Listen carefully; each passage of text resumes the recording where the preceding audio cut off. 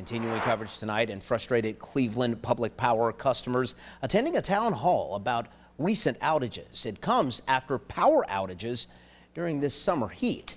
Caitlin McCarthy was there and has more on what CPP is doing to prevent future outages. Cleveland Public Power customers on the city's west side meeting for a town hall after power outages over the last few months.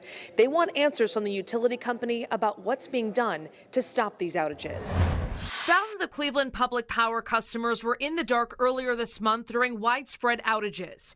Many of them explaining how they've been impacted when the power goes out. And the residual effect of that was that some of my outlets then weren't working. This customer saying he had a hard time getting through to customer service while he was in the dark. I wasn't able to get through to anybody until 3 days after the outage. Leaders from the utility company hoping to shed light on what they're doing to fix these problems.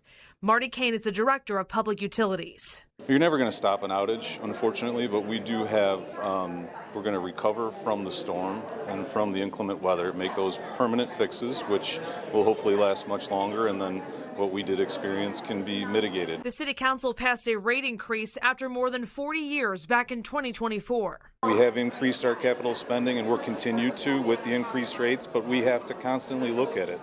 Kane adds CPP is working to ensure customers don't deal with repeated outages moving forward. But there is wear and tear on something that is utilized 24/7. So we do recognize where there is increased outages or deficiency in the level of service, and we make those necessary repairs, and we prioritize accordingly. We are an enterprise fund, and we use our customers' dollars wisely and to the benefit of the customer. In Cleveland, Caitlin McCarthy, 19 News.